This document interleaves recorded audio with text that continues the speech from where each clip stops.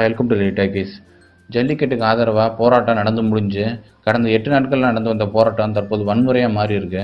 சென்னையில் போராட்டக்காரர்கள் மீது போலீஸார் தடியடி நடத்திருக்காங்க. அதே போல் சென்னை மெரினாவில் போலீஸார் தடியடி நடத்தியதில் பல பேருக்கு காயம் ஏற்பட்டிருக்கு.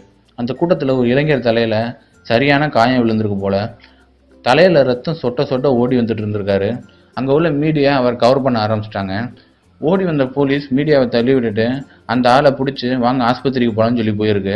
ஆனால் அவர் அங்கே இருந்தவங்கள ஃபுல்லாம் தள்ளி விட்டுட்டு நேராக மீடியாட்ட போய் இதற்கு காரணம் போலீஸ் தான், அவங்கள விடக்கூடாதுங்கிற மாதிரி சொல்லியிருக்கிறாரு. ஆனால் மீடியா உடனே திருப்பிக்கிச்சு போல. போலீஸ் உடனே அவர் கவர் பண்ணி ஆஸ்பத்திரிக்கு தூக்கிட்டு போயிருச்சு. அவருடைய அந்த கதறல் சத்தம் மீடியாவுக்கு தெரிஞ்சு அவங்க கேமராவை திருப்பின விஷயம் மக்களிடையே மிகப்பெரிய பீதியை கிளப்பியிருக்கு. இதற்கு எல்லாமே காரணம் ஆளுங்கட்சி இல்லை பாஜக தான் அப்படின்னு சொல்லிட்டு இருக்காங்க.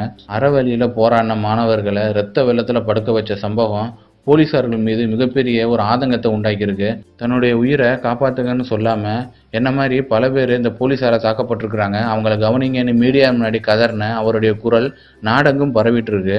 வாட்ஸ்அப்பு, சோசியல் நெட்வொர்க்கிங் சைட்ஸில் அவருடைய வீடியோ தான் போயிட்டுருக்கு. ஸோ இந்த அளவுக்கு போலீஸார் அராஜகம் பண்ணியிருக்கிறாங்க. அறப்போராட்டம் பண்ண மாணவர்களை இந்த அளவுக்கு அடி நடிப்பாங்கன்னு யாருமே எதிர்பார்க்கல. தேங்க்யூ. தேங்க்ஸ் ஃபார் வாட்சிங்.